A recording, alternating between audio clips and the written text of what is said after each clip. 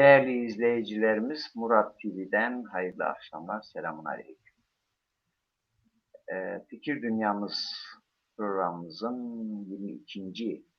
bölümüyle huzurunuzdayız. Hocam, epey program yapmış olduk yani. Evet. Hayırlı yayınlar dilerim. Herkese, size izleyicilere. Nasılsınız, iyi misiniz? Teşekkür ederiz. Allah razı olsun. Sizler nasılsınız? Allah razı olsun, sağ olun. Yani hiç umuyordum. Ben toplam bütün programlarda 15-20 program böyle planlamıştım ama sadece Fikir Dünyamız programında 22 bölüm şey yaptık. Tefsir derslerimiz var. Bu arada gazaca programlarımız vardır. Birkaç programımız var. Sanırım 60-70 program yapmış olduk yani. Bu birkaç ay zarfında. Değerli hocam, biz buradan izleyicilerimizi ben selamlıyorum. Ben bir dakikanızı müsaade ediyorum. Siz bir izleyicilere giriş yapın. Evet. Tamam. İzleyicilerimizin sorularını alıyoruz. İzleyicilerimizin burada katkılarını alabiliyoruz. Biz mesajları takip ediyoruz. Mesajlardaki soruları cevaplıyoruz. Zaman zaman bu mesajlar bize programdaki yeni konularda yönlendirici oluyor. Nitekim hocam geçen dersimizde bir izleyicimiz bir ateist Allah'ın varlığına karşı itirazına mukabil, ona karşılık ne cevap verebiliriz? Allah'ın varlığını bir ateiste nasıl ispatlayabiliriz diye bir soru gelmişti. Tabii konumuz farklı bir konuydu. Böyle bir soruya da siz bir cevap vermiştiniz ve izleyicilerimizden olumlu tepkiler aldık. Ya Allah razı olsun. Estağfurullah. Bu konuyu bugün biraz daha detaylı işleyeceğiz. Yaklaşık 40-45 dakikada.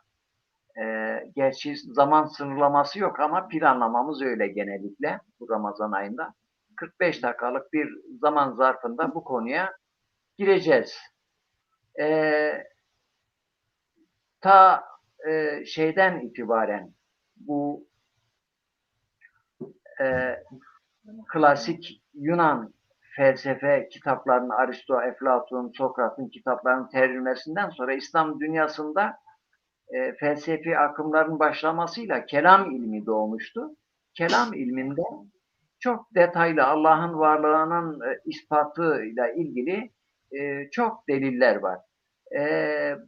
Asrımızda da özellikle bu materyalizmin doğuşu, komünizmle birlikte materyalizmin doğuşu, ateizmin yeniden modern dünyanın fikir sahasına girişiyle birlikte asrımızın alimleri de bu konulara değinmişler.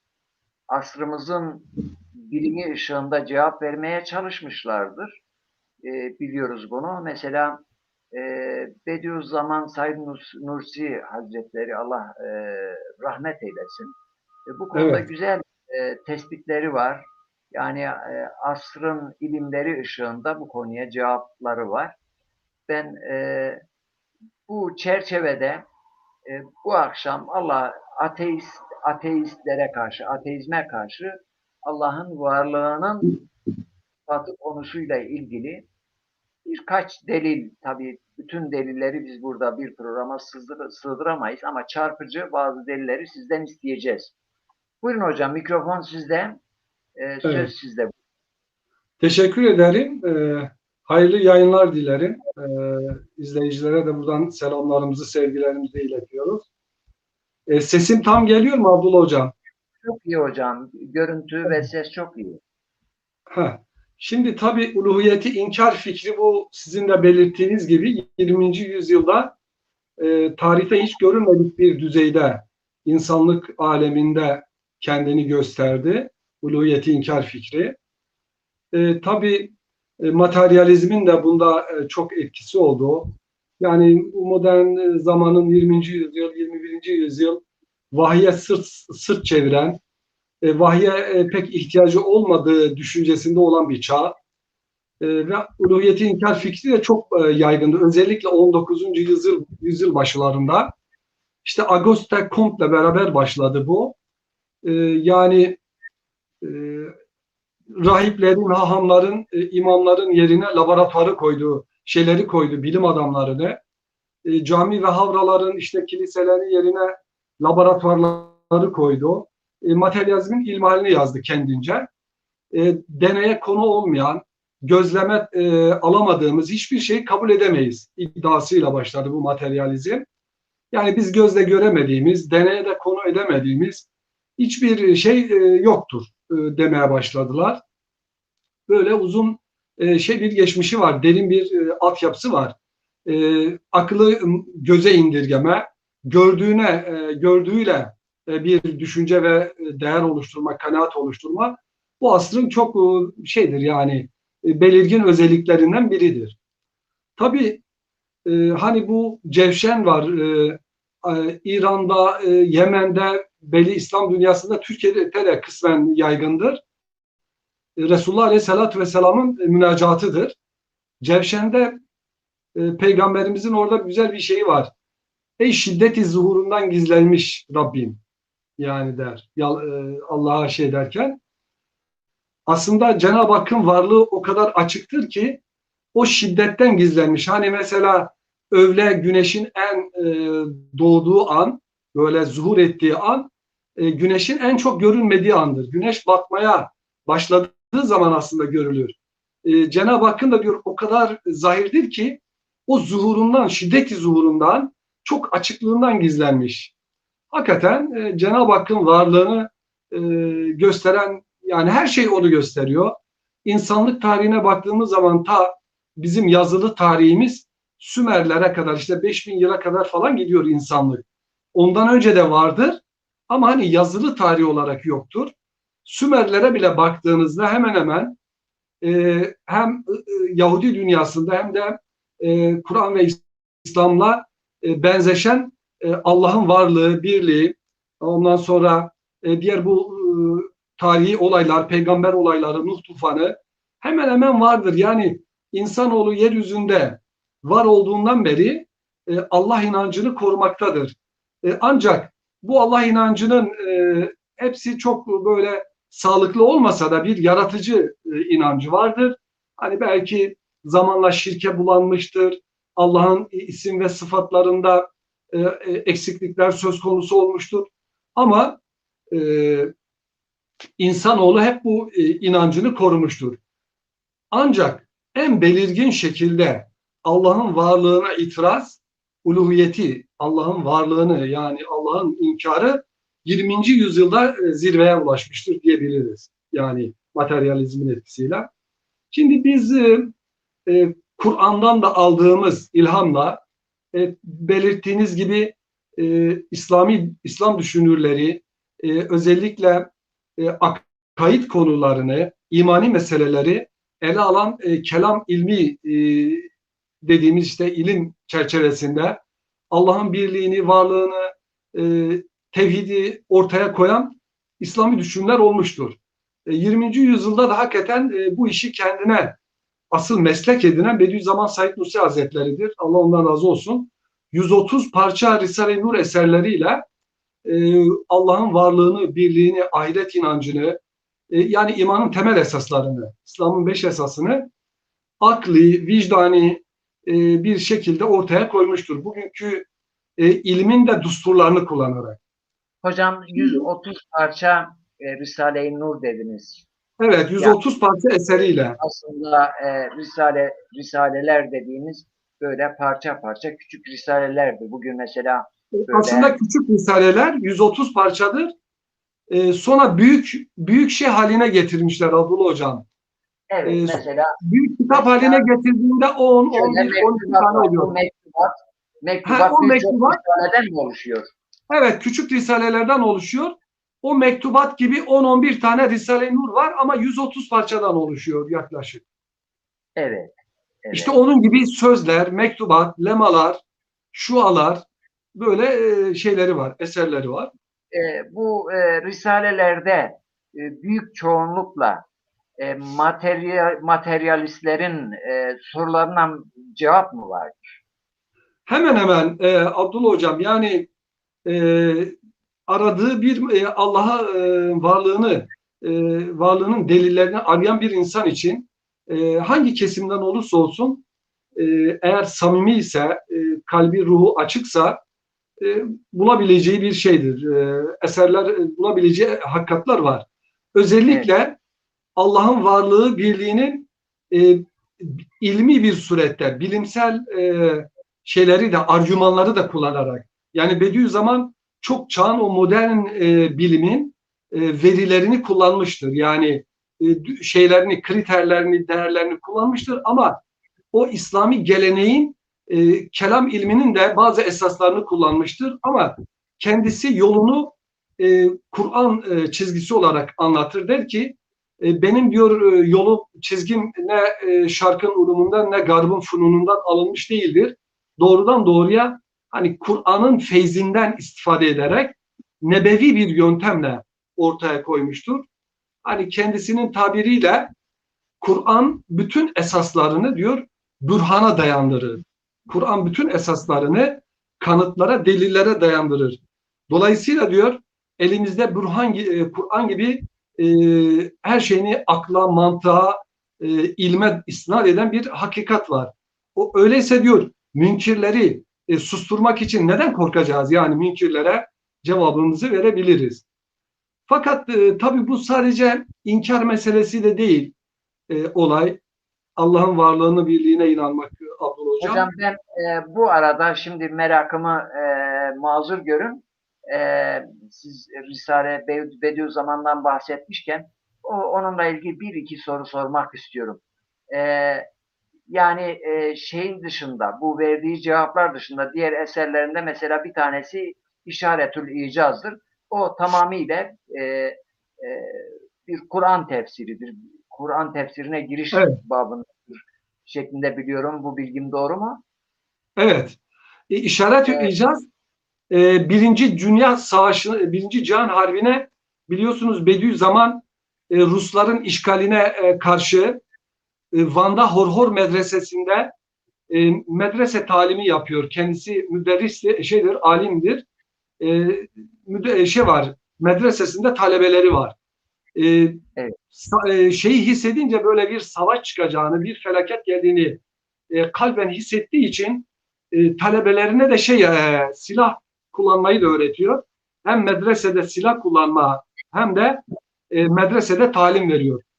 Çok kısa zaman içerisinde Birinci Cihan Harbi çıkınca gönüllü alay komutanı olarak katılıyor ki Enver Paşa da onun o gönüllü alay komutanı olarak gösterdiği başarıdan dolayı kendisine hem belge veriyor hem de İşaretül İcaz eserinin basılması için 50 tane altın veriyor. Şimdi Bediüzzaman o Birinci Cihan Harbi'ne katıldığı zaman zihninde bir eser projesi vardır. Diyor ki bu çağa uygun. Hani Akif'in bir sözü var ya, Mehmet Akif'in. evet, Doğrudan doğruya Kur'an'dan alıp ilhamı asrın idrakine söyletmeliyiz Kur'an'ı. Şeyi var ya, bundan hareketle bu çağa uygun bir tefsir yazmak istiyor. Savaş çıkmadan önce. Diyor ki evet, her ilimden mutahassıs insanlar bir araya gelsinler. İlahiyattan, tefsirden, kelamdan, biyolojiden, kimyadan, işte tüm ilimden. Gelelim bir araya diyor. Beraber bunların katkısıyla bu asra uygun, bu asrın insanını, Kur'an'ı anlamasını sağlayan bir tefsir yazalım. Tam bunu yazma projesini yaparken zihninde de belli bir şey oluşmuşken malumat Birinci Cihan Harbi çıkıyor. Talebeleriyle ve halkla beraber alay komutanı olarak gönüllü savaşa katılıyor biliyorsunuz. Çok ciddi başarılar elde ediyor. Özellikle Bitlis, Muş, Van civarında Rus işgalinden ve katliamlarından kurtarıyor. Başarılar elde ediyor. Sonra esir düşüyor, yaralanıyor, Rusya esir düşüyor. İşte bu savaş esnasında ölürüm, elimde bir numune kalsın, bir Kur'an tefsiri numunesi kalsın diye savaş hattında at üstünde talebesi Habib adında bir talebesine yazdırıyor. Savaş esnasında yani. Diyor ki ya Evet. Habib yaz diyor. Ben söyleyeyim diyor. Başlıyor Bakara suretinden. Subhaneke la ilme lena illa ma allamtena inneke entel alimul hakim ayetine kadar tefsir ediyor. Bakara suresinin başından. Fatiha ve Evet. şeyi. Orada böyle bir numune olsun diyor. Ben ölürsem numune olsun. Sonra işte kurtuluyor. E, Bu sefer Risale-i Nur tarzında. Medreselerin kapısı kapanmış, zulüm ve baskılar çok fazla, insanlara çok kısa zamanda ulaşılması lazım, yaralar çok fazla. İlk bastığı eserlerden biri de yine Haşir Risalesidir. Yani basmıştır Barla'da. İşte o İşaretül İcaz'ı sonradan tercüme etmiştir. Kardeşi Abdülmecid Türkçe'ye. Onu da Risale-i Nur'un bir parçası olarak görmüştür.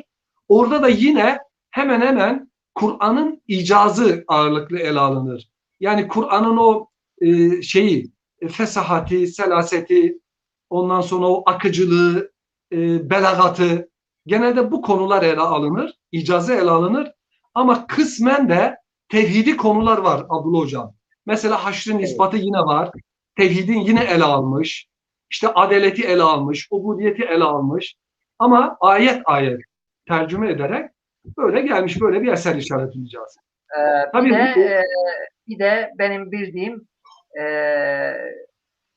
şey var. Tarihçe hayat var. O da evet, Bediüzzaman'ın hayatının yani bir hatırat gibi bir şey olabilir mi? Yani içeriği konusunda onun Bediüzzaman'ın hayatı yazılmış, tarihçi hayatı, evet. Ama sağlığında yazılmış o. sağlığında yazılmıştır. Evet. Talebeleri yazmış. O da bir kardeşi de daha önce de bir yeğeni de yazmış. Abdurrahman adında yeğeni de. Tabii küçük bir risale. Sağlığında Bediüzzaman'ın onayından geçmiştir tarihçi hayat. Evet. O hali. Bu Kastamonu layihası o neyle ilgilidir? Şimdi Bediüzzaman malumunuz çok sürgünlere tabi olmuş. Yani şimdi Şeyh Said olayları başlayınca kendisi daha doğrusu en son İstanbul'da şeydir. İstanbul'da İngilizlere karşı çok büyük mücadele ediyor. İngilizlerin işgaline karşı tükürün bu zalimlerin yüzüne diyor. Onların bazıları biliyorsunuz milli mücadelenin eşkıya olduğu yönünde fetva veriyor. Bediüzzaman da onların bir mücahit olduğunu, yani milli mücadele hareketinin bir mücahit hareket olduğunu söyleyerek İngilizlere karşı büyük mücadele ediyor. Hutuvat siteyi yazıyor. İngilizler hatta kendisinin ölümünün emrini çıkarıyorlar. Sonra İngilizleri biri uyarıyor. İngilizler hani malumunuz İslam dünyası üzerinde çok emperyalist hedefleri var. Evet. Emperyalist hedefleri var. Orada Bediüzzaman'ı öldürürseniz bir daha şarka gelemezsiniz demişler. Ve Bediüzzaman öyle ölmekten kurtulmuş. Yani çok aramışlar vurmak için. Sonra işte Türkiye Büyük Millet Meclisi kurulunca Bediüzzaman'ı da çok böyle mücadelelerinden dolayı hem Birinci Cihan Harbi'ndeki hem de İstanbul'da İngilizlere karşı mücadelesinden dolayı meclis onu özel çağırmış meclise. Yani meclise çağırmışlar açılışta. Davet etmişler, fikirlerinden yararlanalım, bize gelsin meclise demişler. Bediüzzaman da Evet. kırmamış gelmiş. Hatta Mustafa Kemal'in de çağrı pusulasıyla. Şimdi Bediüzzaman geliyor mecliste, bakıyor tabii mecliste büyük bir rehavet var. Birinci Cihan Harbi'nin o şeyi var. Savaşın bir muzafferiyeti var. Bir rehavet var. Dinden bir uzaklaşma görüyor. Bazı fikirlerin, bazı Türkiye coğrafyası üzerinde bazı fikirlerin gizli gizli hayata geçirileceğini anlıyor. Yani Türkiye'nin köklerinden koparılacağı, maneviyattan uzaklaştırılacağı, Kur'an'ın ve İslam'ın rafa kaldırılacağını, büyük inkılapların gelebileceğini anlıyor. Bu arada bir uluhiyete inkar fikrine karşı Tabiat Risalesini yazıyor. Çok dehşetli bir risaledir. Arapça yazıyor maalesef, diyor ki Arapça olduğu için etki yapmadı. Sonra tabii Türkçe'ye çevriliyor. Onun arkasından bir beyannamede bulunuyor meclise. 10 maddelik. Diyor ki bir inkılap yapılacaksa diyor temelleri sağlam atılmalıdır diyor. Diyor belki diyor Avrupa'yı kalkındıracak diyor fen ve felsefe olabilir. Ama diyor Asya diyor dinden ayrı kalamaz diyor. Dine dayalı olmayan bir hareket diyor Asya'da muvaffak olamaz diyor. Diyor ki Kur'an'dan diyor yararlanarak bir inkılap yapılsın. Orada tabii bazı mübarezeler oluyor. Ben şimdi girmek istemiyorum o günkü reisle. Şimdi Bediüzzaman şunu anlıyor. Diyor ki e, ben anladım ki diyor onunla siyasi yoldan mücadele edilemez. Muvaffak olmak çok zor. Evet Abdullah Hocam. Evet, evet. Diyor ki Ee, onunla diyor hemen özetleyeceğim. Onunla diyor şey olmak mümkün değil diyor siyasi yoldan. Vazgeçiyor. Çok ısrar ediyorlar. Ta tren istasyonuna kadar geliyor ama Bediüzzaman geliyor. Van'a Erek şeyine çekiliyor. Erek'te mağaraya çekiliyor. Orada Bediüzzaman şey yapıyor. Uzlet'e çekiliyor. Yanında birkaç talebe var. Şeyh Said hareketi olduktan sonra hani biliyorsunuz hükümet herkesi nefyediyor. Bediüzzaman da talebeleriyle beraber Şeyh Said hareketine karışmadığı halde iyi bir yöntem olmadığını söylediği halde Hasan evet, Hüseyin'in birbirine silah çekmesi, komutanların birbirine karşı hatalarından dolayı Ahmet'le Mehmet'in birbirine silah çekmesinin doğru olmayacağını söyleyerek uyardığı halde hükümetin bahanesi fazla Bediüzzaman'ı Burdur'a nefyediyor. Burdur'da bir süre kaldıktan sonra insanlarla görüşmesinler diye böyle çok uzak bir yeri Isparta'nın Barla diye bir nahiyesine gönderiyorlar. Tek başına evet. orada bir eve mahkum ediyorlar, tecrit altına alıyorlar. Bediüzzaman 8 yıl Barla'da 8 yıl 8,5 yıl işte orada Risale-i Nur'ların 3'te 2'sini yazıyor. Bu arada Eskişehir Mahkemesi oluyor, şikayete tabi tutuluyor. 1,5 yıl Eskişehir Mahkemesi'ne sürgün orada yatıyorlar. Sonra adım adım işte Kastamonu'ya sürgün oluyor. Şimdi bu Eskişehir, Kastamonu, Afyon gibi yerlerde hem hapis yatıyor hem de tecrit altında kalıyor. Özellikle Kastamonu'da yine bir karakol kontrolünde tek bir evde devletin kontrolünde kalıyor. Orada talebeleriyle yaptığı görüşmeler, yazışmalar mektup şeklinde sonra Kastamonu layıkasına dönüştürülüyor. Bilmem anlatabildim mi? Evet, hocam. Şimdi tabii konu biraz tatlı bir konudur. Evet. Bakayım süreye. Süremiz yetmez ama bu konuyu bitirmeye Evet aklıma doğrudur. geliyor. Ve bu konularda donanımlısınız. Şahsen Estağfurullah. Evet. seyircileri düşünerek değil, ben kendim sizden öğrenmeye Estağfurullah. çalışıyorum. Estağfurullah. Çok zor şartlarda bu çalışmaları yaptığını ben Evet. okumuştum. Doğru. Mesela bu yazdığı eserlerini, risalelerini yani kimi zaman kalem bulamamış, kağıt bulmuş, kalem bulamamış, kimi zaman Aynen. kalem bulmuş, Aynen. kağıt bulamamış ve sağlığında bilmiyorum herhangi bir matbaada kitabı basıldı mı? En son 50 Bediüzzaman. yılından sonra başlanmış evet. 50 yılından sonra matbaa kullanılmış. Demokrat Parti Evet. döneminde. Evet. Ama Demokrat Parti'den mesela sonra. ben 60'lı yıllardan sonra da e, ta 74-75'lere kadar yani işte o zamanki devlet otoriter bürokratları tarafından çok zulüm altında tutulmuş ve Evet. risalelerin basılması, dağıtılması hep şey hep mahkeme konusu olmuştur. Hep mahkemeye verilmiştir falan. Ve bu nedenle mesela teksir makinası kullanmışlar. O teksir makinası Evet. bir teksir makinası elde etmişler ve onunla ilgili bir şey Evet. söylemişti. Yani bu e, şimdi ifade edemiyorum. Hatırlıyor musunuz onu? Bin kalemli nedir? Bin kalemli ne gibi? Evet bir şey adını veriyorlardı. Tekstil makinalarına. Evet. Bin Çünkü kalemli. bunun için Evet. önemsedim onu. Evet. Bende de o tekstil makinalarında yapılıp dağıtılan Evet. Risale-i Nur talebelerinin bir yazısı var. Bende var, yani orijinali var.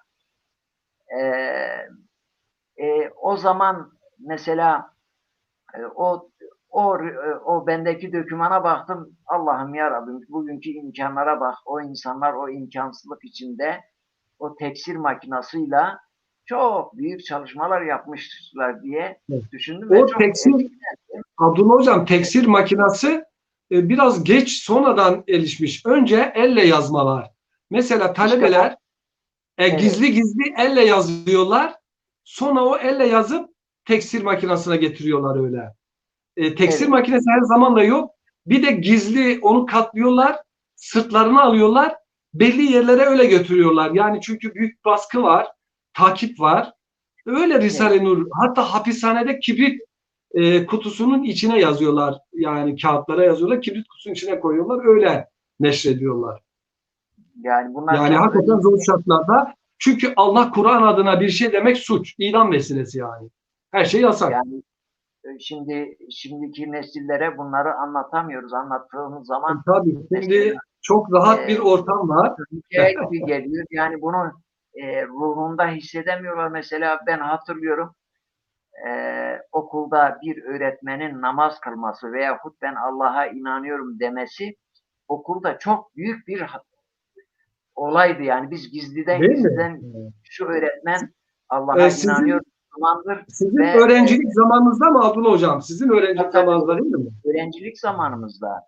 öğrencilik zamanımızda mesela öğrencilik zamanımızda e, bırakın normal diğer okulları, İmam Hatip'te bizim birçok hocamız sınıflarda İmam Hatip'te ateizmi anlatırlardı. Hmm.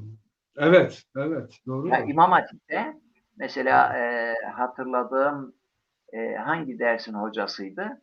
Sınıfta yani söylerdi, ben ateistim ve bizi de ikna etmek için işte Allah inancının bilimsel olarak ispatlanmayacağı, Yani, bilim dışı olduğu, köhne bir zihniyet olduğunu bize sınıfta, derste İmam Hatip öğrencilerine anlatırdı.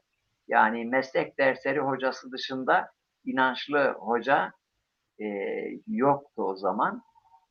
Şeyde mesela resmi kurumlarda bir iki tane hademe, o da gizli bodrumlarda namaz kılıyorlardı. Yani bir memurun, bir öğretmenin aleni olarak seccadesini serip de namaz kılması çok büyük bir değil suçtu. mi?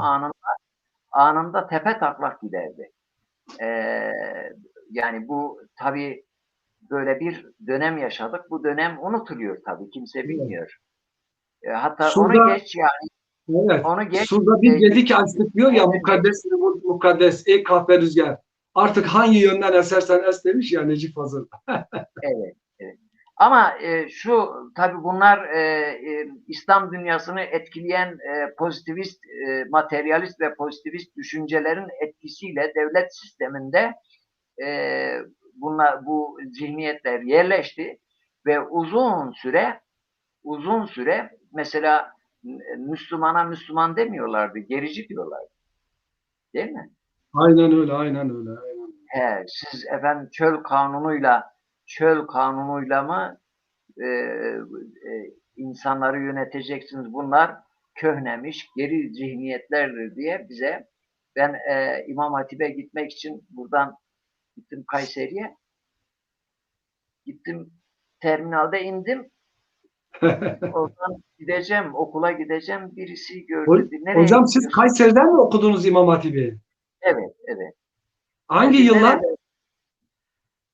Hangi yıllar? 1976'da girdim ben. He. Ben de Kayseri Sümer Lisesi mezunuyum da 79 mezunuyum. 79, o zaman muhtemelen biz görüşmüşüzdür. Yani zaten sizin sürekli şeyiniz var zihnimde. Yani Bingöl'den de biliyorum zaten. Biz Sümer Lisesi'ne geldik, ziyaret ettik. Hatta Sümer Lisesi'ndeki arkadaşlarla birlikte çektirdiğimiz fotoğraflar bende var. He. Benim fotoğrafçılık merakım vardır. Ta efendime Öyle söyleyeyim mi? öğrenciliğimden Bende çok güzel bir fotoğraf albümü var. Ama hocam nereden nerelere gelmişiz? Yani Allah'ın lütfu, işte böyle İslam'a çalışan kişiler, şahıslar, önderler, gruplar, Allah hepsinden razı olsun. Herkes bir koldan Yani hizmet etmiş. onu söylüyordum. Biz gidiyorduk mesela yolda kaç defa hatırlıyorum. Evladım sen İmam Hatip'e gidip ne yapacaksın? Efendime söyleyeyim bunlar artık bu dönemde olacak şeyler değildir. Allah Vay be. yoktur, peygamber yoktur. Bunlar geri kalmış şeyler. Sizi beyninizi yıkıyorlar, sizi şöyle yapıyorlar, böyle yapıyorlar. Bizi dışarıdan insanlar ikna çalışmalarına giriyorlar. Bırakın onu. Onu da geçiyorum. Daha 20 sene önce efendime söyleyeyim bizim öğretmenliğimizde yani İmam Hatip'te e, şey e, başörtüsü konusunda ne sıkıntılar çektik yani. Ta efendim 20 sene öncesine değil. 20 sene öncesinden başladı. 1900 değil. 1989'da biz bu başörtüsü sıkıntısı başladı. 89'da başladı. Ta 2012'lere kadar devam etti. Yani e, efendim yani bir propaganda yapılıyor. İnsanlar iki kampa ayrılıyor. Yani böyle sıkıntılı durumlar yaşadık. Evet. Şimdi konuya dönüyoruz böyle laf lafa açtı. Zaten bizimki söylüyoruz. Her zaman söylüyoruz. Böyle planlı, projeli, böyle dört dörtlük bir televizyon ekranı değildir. Dost meclisi havasında böyle bir formatta bir sohbet programı yapıyoruz. E, Pozitivist düşünce deneye dayalı yani bütün bilimler deneye dayalıdır. Yani beş duyunun gördüğü, hissettiği şeyler vardır. Onun dışındakiler yoktur. Yani özeti bu. Onun için Aynen. gözle görmediğimiz, elle dokunmadığımız, sesini duymadığımız vesaire vesaire veya kokusunu duymadığımız yani beş duyu dışındakilerin hepsini reddeden pozitivist düşünce, e, deneye dayalı bilimlere, zaten pozitif bilimler öbürlerine sanki negatif bilim dercesine böyle Evet, bir evet. bizim de ağzımız alıştı buna. Tabii o dönemde hakikaten bu Bediüzzaman'ın bu düşünceleri söylemesi ayrı bir konu. Bu düşünceleri söylediği şartları da bilmek lazım.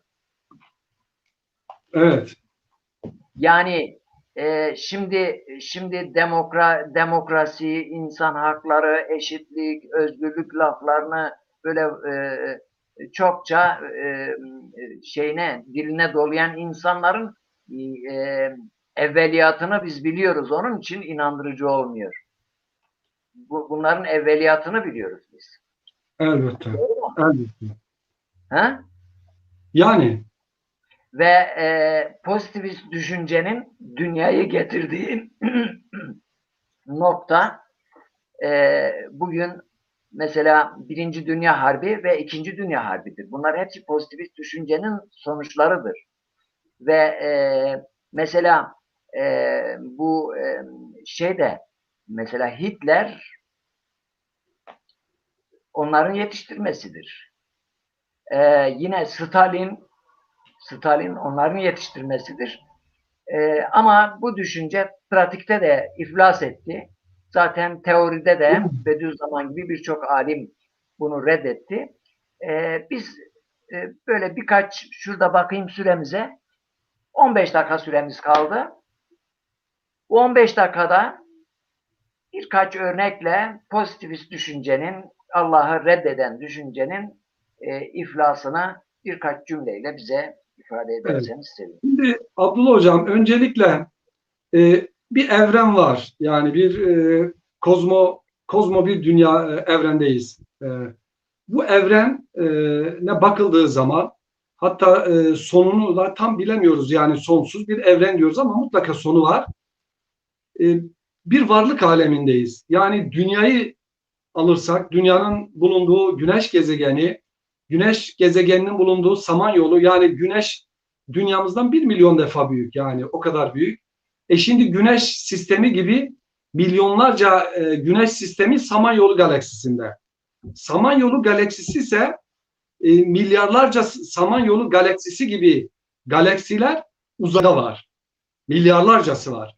Yani kainatın ilk o Big Bang teorisi bugünkü bilimin ortaya koyduğu en güvenilir bilgi olarak kabul ediliyor. Big Bang teorisidir. Yani evren daha önce hiç yokken küçücük bir küçücük böyle bir gaz nokta halindeyken, gaz halindeyken patlayarak bugünkü tüm kainat oldu diyor. 13,7 milyar yıl önce. Düşünebiliyor Evet, musunuz? Dünyanın oluşumu ise 4,5 milyar yıl öncedir yani. Şimdi oradan itibaren tüm evren birkaç saniyede tüm elementler oluşuyor. Yani saniyeler içinde o kadar sıcak ki bir patlama, adım adım o dağılan gaz parçacıkları çok yüksek sıcaklıkta adım adım belli bir yörüngeye doğru hareket ediyorlar. Hepsi yavaş yavaş soğuyor ve tüm bu gördüğümüz evren 13,7 milyar yıl yaklaşık bir sürede oluşuyor. Dünyamızın oluşumu ise Güneşten kopan bu parçalar, yani Güneş sistemi 4,5 milyar yıl önce başlıyor. İnsanın ise yeryüzünde ilk canlının varlığı ise yeryüzünde 550 milyon yıl önce. Milyon bak. Bak 4,5 milyar dünyamızın başlangıcıdır. Dünyamız önce bir ateş topu gibi. Adım adım karalar, soğuma, karalar. Adım adım o meteorların çarpmasıyla birlikte yağmurların oluşması, sular. Yani kainatta o kadar meteorlar var ki inanılmaz yeryüzünü dövüyor ve yeryüzünde yağmurlar oluşuyor. Adım adım dünya canlıların yaşayabileceği bir düzeye geliyor. Adım adım. Yani karanın oluşması, suların oluşması, dünyanın güneşe belli bir mesafede bulunması, eğimi, atmosfer tabakasının oluşması gibi işte bir yörüngede dönmesi, 23 derece eğik olması tamamen ilk patlamadan, kainatın ilk patlamasından bugüne kadar bu şuursuz, bu cansız, başta cansız ve aklı olmayan maddelerin adım adım böyle muhteşem bir evreni oluşturmasına bakıldığın zaman bir kader, bir plan, bir irade, bir kudret ister istemez görülüyor. Yani şimdi düşünün, dünya yüzü insanın yaşayabileceği bir düzeye kadar aşama aşama geliyor, gelişiyor, tekamül ediyor. Yani önce bitkiler, ilk canlının olması zaten başlı başına. Çünkü inorganik maddelerden organik bir madde oluşması, yani ilk canlı o hücrenin oluşması başlı başına bir mucize. Bugün hala bilim izah edemiyor. Çok deney yapıyor ama bir ilk canlı oluşturma deneyini başarabilmiş değil. O canlının oluşumundan sonra adım adım tüm canlıların, hani ayette var ya, biz hayatı önce sudan başlattık yani. Tüm canlıları sudan yarattım diyor Cenab-ı Hak. Şimdi o ilk canlının olmasından sonra Cenab-ı Hak canlıları alabildiğince çoğaltıyor. Önce tek hücreli canlılar, sonra tabii çoğalıyor, suda çok canlı bir hayat oluyor. Cenab-ı Hak karada canlılar yaratıyor. Önce bitkiler, sonra hayvanlar, adım adım en son eşrefi mahlukat insan, yeryüzü ona hazır hale geldikten sonra insan oluyor. Yeryüzüne geliyor. Şimdi biz bu evrene baktığımız zaman, bu kainata, dünyaya, bu olaylara baktığımız zaman öyle bir muhteşem bir varlık var ki ortada, muhteşem bir varlık söz konusu. Sanatlı bir varlık. Yani böyle tesadüf değil. Yani bugün sadece bir insana bakıldığında erkek ve dişinin birbirini bu kadar tamamlayan bir muhteşemlikte olması bile başlı başına bir mucize. Yani insana baktığında gözü, burnu, ağzı, kulağı, yani bir meyveyi alıp yediğimiz zaman görüyoruz, kokluyoruz, ağzımıza götürüyoruz, gerisine karışmıyoruz. Ondan sonra gidiyor. Vücudumuza o elementler gidiyor, dağılıyor. Kemik maddesi kemiğe gidiyor, göz maddesi göze gidiyor, İşte saç maddesi saça gidiyor. Mesela genelde fosfor gider saç maddelerine. Fosfor elementi yanlışlıkla bir göze gitse, yani gözümüz saça dönüşecek. Kalsiyum gidiyor kemiğe. Kalsiyum gözümüze gitse bozulacak. Yani muhteşem bir düzen. Kainat saray bir saat gibi işlediği gibi en mikro düzeyde insana bakıldığında insan da çok müthiş bir makina, müthiş bir sanat eseri. Yani düşüncesiyle, aklıyla, ruhuyla, kalbiyle, vicdanıyla. Şimdi Kur'an bizi tabii bu konuda uyarıyor ama öncelikle şunu dememiz gerekiyor. 4 tane bir fikir öne sürebiliriz. Ya bu evren kendi kendine oldu diyeceğiz. Yani kendi kendine oldu. Ya tesadüfen oldu diyeceğiz. Ya bu etmenler bir araya geldi, bu sebepler, işte gazlar, elementler, tüm kimyasal tepkimeler falan olaylar, fiziksel olayların sonucunda oldu. Ya da yeryüzünde her şey tabiatın eseridir diyeceğiz.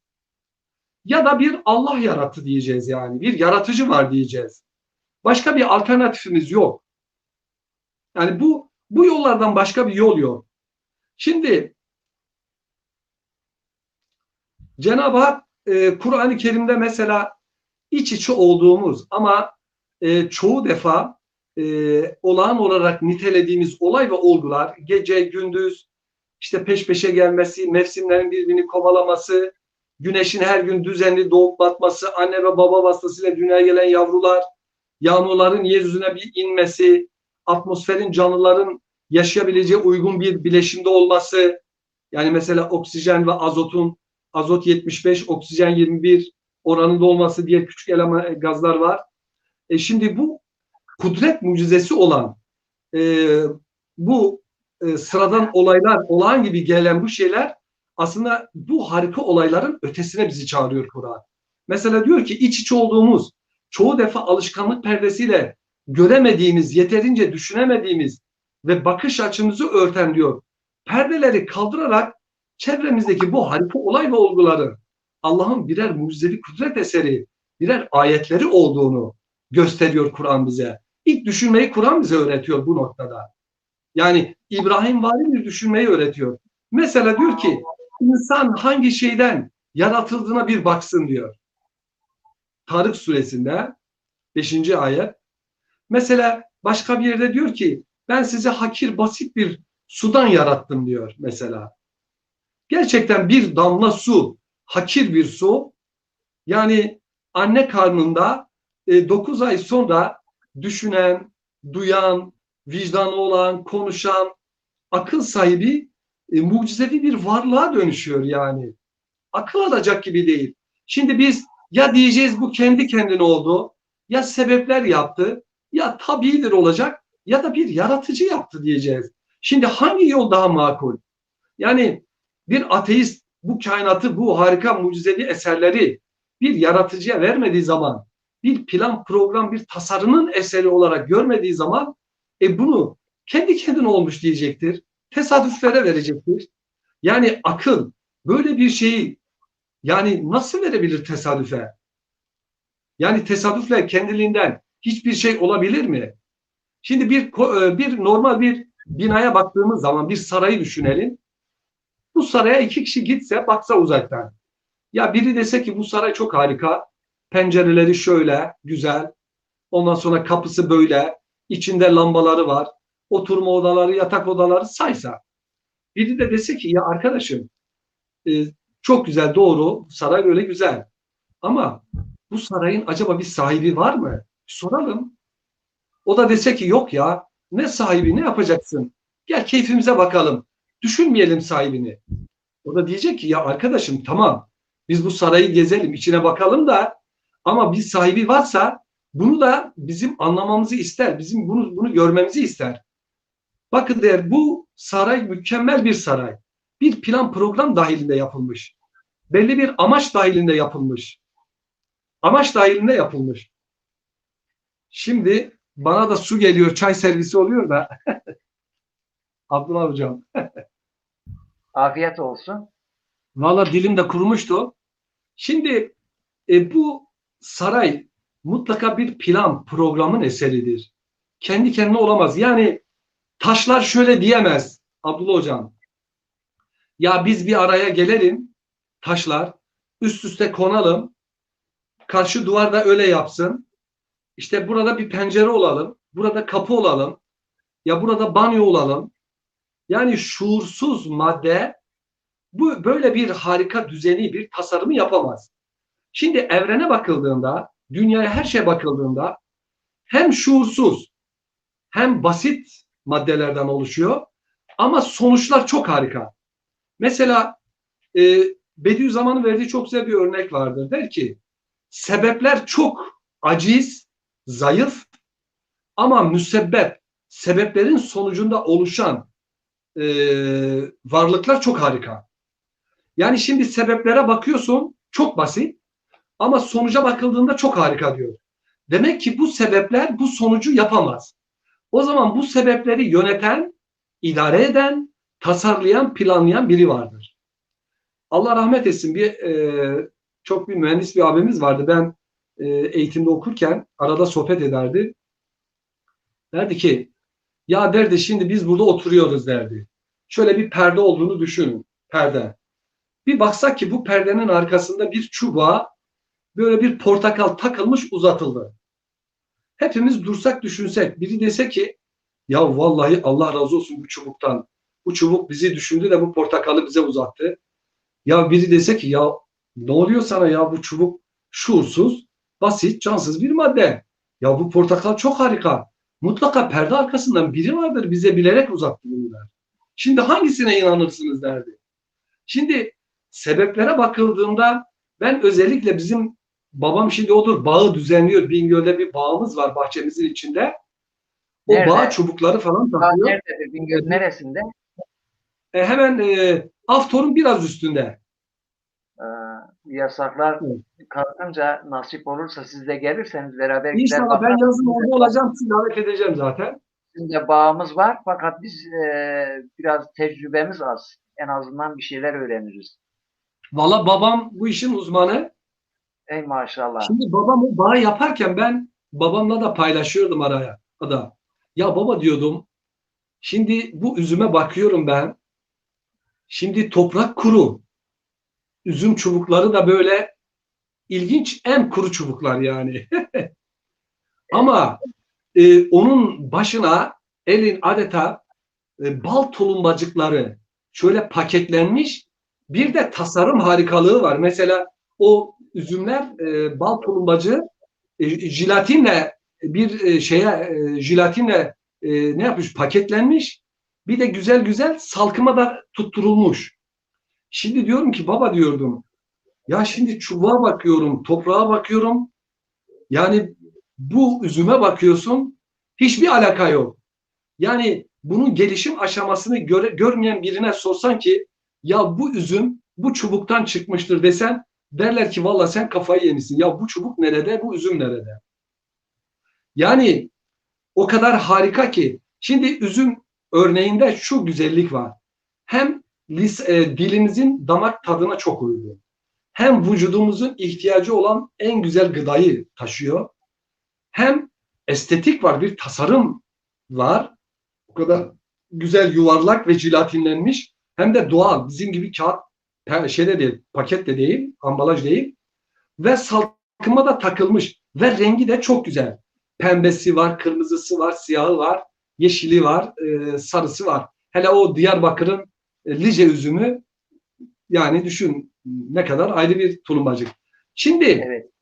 e, tevhid formülü şu Abdullah Hocam.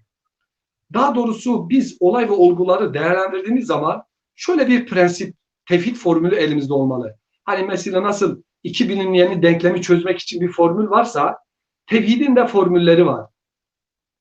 Bir, basit şeylerin sonucunda çok harika, mükemmel şeyler oluyor. Demek ki bu basit şeyler bu harika sonuçları doğuramaz. Bu bir. Buna veremeyiz. Yani akıl bunu gerektirmiyor. Şimdi neye baktığımızda Cenab-ı Hak bu tevhid mührünü her şeye koymuş. Yani mesela bir damla su, şu insana bak Abdullah Hocam ya.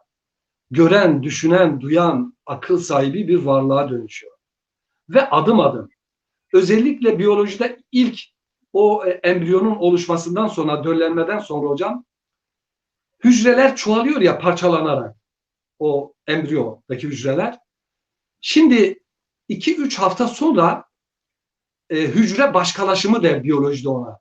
Hücre başkalaşımı. Bir anda hücreler şekil değiştirir, üçe bölünür adeta. Bir kısmı kemik olmak için değişir, bir kısmı et olmak için, bir kısmı kan ve damara dönüşür. Bunu izah edemiyorlar. Aynı hücreler, aynı özellikler nasıl oluyor da 2-3 hafta sonra bir anda anne karnında kemiğe, ete, kana dönüşüyor. Akıl izah edemiyor. Şimdi soruyor bilim insanı. Ya bunun tesadüfle kendi kendine olması mümkün mü? Bu kadar yetiyor. Yani sanat eseri Evet, sanatkarı ele verir. evet, Bu muazzam dünya, e, bu muazzam dünya ve içindekiler bunu yaratanı ele veriyor ve onu ispatlamaya yetiyor. Hocam 50 dakikayı geçtik. evet. Birkaç E, örnek daha verelim mi? Buyurun. Şöyle bir saati geçmeyelim yeriz. Böyle bir Evet. 8 dakika daha ekleyelim. Şimdi mesela Kur'an der ki devenin nasıl yaratıldığına, semanın nasıl yükseldiğine, yerin nasıl satıh yapıp döşendiğine, dağların nasıl dikildiklerine bakmıyorlar mı? Gâşiye suresinde. Şimdi deve çöl tankı. Yani o çölde yaşayan insanların ihtiyacını ancak deve karşılayabilir. Yani bir de 2 tane yedek torbası da var, su torbası. O göz kapakları da çöl fırtınalarına karşı bir zırh gibi. Şimdi yani insanı ve ihtiyacını bilen biridir ki ancak yaratıyor. Eğer yeryüzüne yağmur gelmezse ya yeryüzünde canlılık olamaz. Şimdi bak en basit bir örnek vereyim. Şimdi ayın büyüklüğü bile ay mesela uydu, dünyanın uydusudur ay Abdullah Hocam. Hani altıda biri kadardır. Orada da çekim o düzeydedir ya. Eğer ay biraz daha büyük olsa dünyanın hızı yavaşlayacağı için bir aylık süre 40 güne çıkıyor hocam. 40 güne. O zaman ne oluyor biliyor musunuz? Gündüz sıcaklık 80 dereceye geçiyor. Gece 20 dereceye iniyor. Biraz büyüse bak. Eğer biraz küçülseydi ay, biraz daha küçük olsaydı, dünyanın hızı artacağı için bu sefer de atmosfer rüzgarları 600 kilometrenin hızının üstünde atmosfer rüzgarları olacaktı. Dünyanın bir ay 10 gün çekecekti ve yeryüzünde hiçbir canlı kalmayacaktı o rüzgarların etkisiyle. Yani şimdi mesela biz atmosfer tabakasıyla beraber dünyada yüzüyoruz. Dünya büyük bir hızla geziyor güneş etrafında ve belli bir eğik derecede geziyor. Eğer biraz güneşe yakın olsa yanacağız. Eğik değil de düz olsa mevsimler oluşmayacak. Ay biraz büyüse yaşam olmayacak. Biraz küçülse yaşam olmayacak. Atmosferde %21 oranında oksijenden az veya çok olsa hayat olmayacak. Yani o kadar ölçülü bir evren ve dünyayla yaşıyoruz ki adeta bir el, adım adım hayatın var olması, insanın da düzgün yaşayabilmesi için bütün olay ve olguları yönetiyor, bu düzeye getiriyor. Yoksa tesadüfe, kendiliğine emanet etmek mümkün değil. Hemen şöyle toparlayayım. Tüm yaratılanların kaynağını oluşturan etmenler, unsurlar, atomlar, elementler çok basit ve şuursuz. Ama bunlar vasıtasıyla oluşan ürünler, sonuçlar çok harika. Etrafımıza bakalım. Göz mü harika değil? Hangi bitki harika değil? Hangi hayvan bizi hayran bırakmıyor? Tavus kuşuna bakmak bile tek başına yetiyor. O aslana, kaplana bakmak bile yetiyor. Efendime söyleyeyim. Kuru bir topraktan çıkan kuru üzüm çubuğunun başına bal tulumbacığı gibi salkım üzümünü yerleştirmek. Hem tat ve tasarım harikası bir görüntüsüyle. Başkasına bak sen diyor basit bir nutfeden eli gözü gibi organları olan, konuşan, düşünen, duyan ve koşan bir insanın oluşması elbette diyor bir irade, bir ilim ve kudretin sonucu olabilir. Bizi işitmeyen sağır tabiat. Şimdi bazen diyorlar ki tabiat ananın vergisidir. Bunu da Bediüzzaman Tabiat Risalesi'nde ele alır. Tabiat, Bediüzzaman 4 tane kavram kullanır. Sağır tabiat der. Özellikle her yerde. Çünkü neden sağır der? Bizi işitmediği halde bizim ihtiyacımız olan şeyleri sanki duyar gibi bize sunar. İlkbaharda sunar, sonbaharda sunar, yazın sunar. Serseri tesadüf der. Tesadüflere bu kainatı vermek, tesadüf demek serseri demek. Ve bir ilaç örneğini verir Tabiat Risalesi'nde. Bir eczaneye gidin der, eczanedeki ilaçlara bakın der, her kimyasal maddeden belli bir miligram alınmış bir ilaç yapılmıştır der. Şimdi sen eczane için şunu desen, ya bir rüzgar esti, bir fırtına koptu, yer sallandı, şuradaki kimyasal maddeler yere düştü, sonra birbirine karıştı, her maddeden birer miligram geldi bir araya, şu ilacı oluşturdu. Demek diyor ne kadar mantık dışıysa bu kainattaki varlığı diyor tesadüflere oluşturmak o kadar mantık dışıdır diyor. Çünkü her şey mükemmel ve ölçülüdür. Bir miligram şaştığı an o varlık şeyine gelemiyor. Mesela kör kuvvet der. Bir enerji var. Sürekli kütle enerji dönüşümü var biliyorsunuz. Enerji olmasa hiçbir canlı hareket edemez. Hiçbir hücre hareket edemez. Şimdi bu enerji öyle bir katkı sağlıyor ki her şey böyle sanki bir plan program var da o şekle, o kalıba girer şekilde o enerjinin kuvvetiyle hareket ediyor. Halbuki o enerji kördür. O bilemez. Ama sanki görür gibi hareket ediyor. Tabiat deseniz öyle. Öyleyse diyor, serseri tesadüfün, sağır tabiatın, kör kuvvetin, şuursuz ve cansız evrim mekanizmalarının. Şimdi bir de evrim problemi de var biliyorsunuz. Adamlar evrimin şuursuz mekanizmalarına koskoca muhteşem canlıları havale etmişler. Yani adaptasyon ve seleksiyon, değişim sonucunda, mutasyon sonucunda bu kadar canlı oldu diyorlar tesadüflerle. Yani düşünebiliyor musunuz? Sonucu hemen şöyle bağlayalım. Bu kainat kitabı Cenab-ı Hakk'ın cisimleşmiş bir mektubudur. Cenab-ı Hakk'ın nasıl kelam sıfatından gelen Kur'an, Allah'ın ayetleri ise sözlü kelam sıfatından gelen ve insanların efalini tanzim ediyorsa, şu kainat da Allah'ın irade ve kudret ve ilim sıfatından gelen bir mektubu ve ayetidir.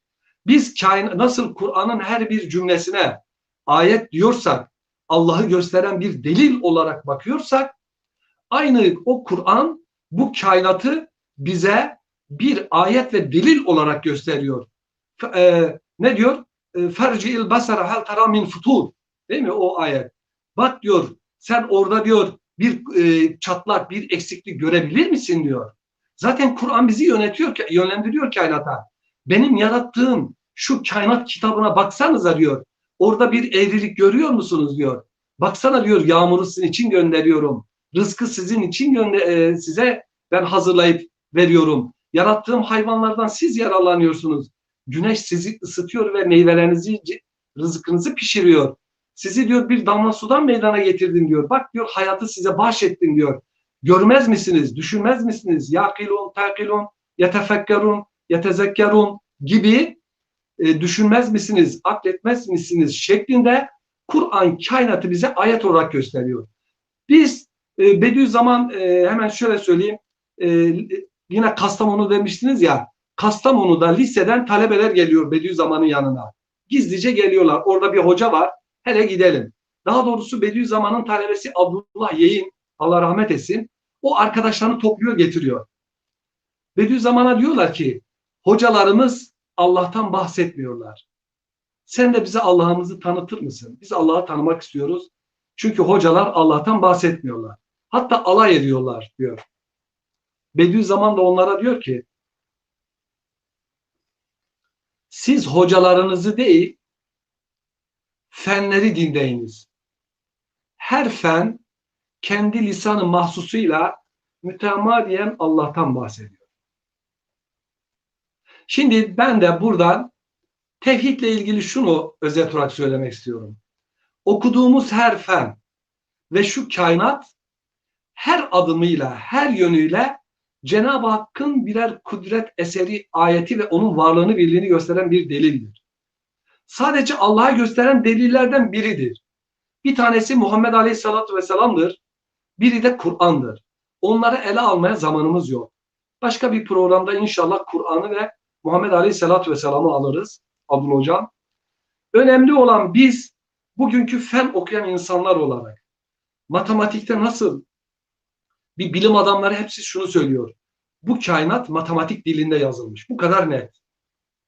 Matematik dilinde yazılan bir kainat serseri tesadüflerin kendiliğinden oluşumun bir sonucu olamaz. Açık nettir yani. Okuduğumuz her fen Cenab-ı Hakk'ı gösteriyor. Tıp ismi onun Şafi ismini gösteriyor. Geometri onun Hendese Musavvir ismini gösteriyor.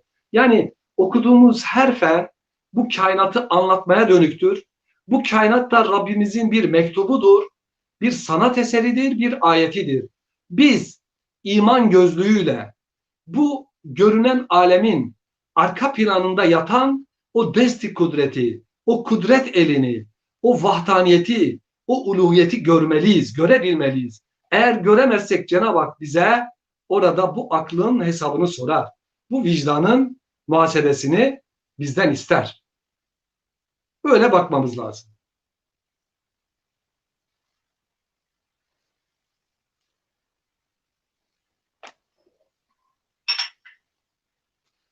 Sesi almıyorum.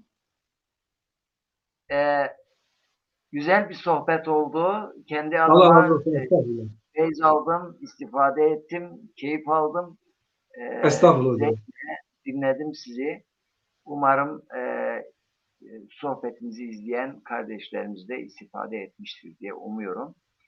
E, Sanırım böyle bayrama kadar biraz ara vereceğiz.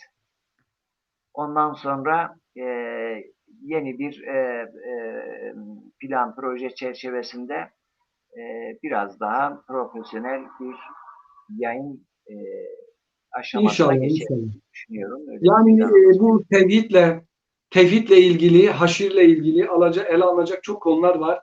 Allah Ya nasip ederse geniş bir zamanda inşallah, Peygamberimizin nasıl Allah'ın varlığına, birliğine büyük bir delil olduğunu, Kur'an'ın nasıl mucizluma bir kitap olduğunu ele alalım inşallah. inşallah. Hocam saygılarımı, hürmetlerimi arz Saygı ediyorum. bizden, tüm izleyicilere Çok buradan sevgi ve teşekkür ediyorum. saygılarımı sunuyorum. Diyen, Allah razı olsun, yardımcınız olsun Cenab-ı izleyicilerimiz, Hak diyorum. mesaj yazan Süleyman Ertuğrul kardeşim, Sahipler Hoca hocam da bizi izliyorlar. Çok teşekkür ediyorum. Hayırlı akşamlar Hayırlı diliyorum. akşamlar dilerim. Sağ olun. Dostça kalın, hoşça kalın, hoş kalın, esen kalın, barış içinde kalın. Selamun Aleyküm ve Rahmetullahi ve Berekatuhu.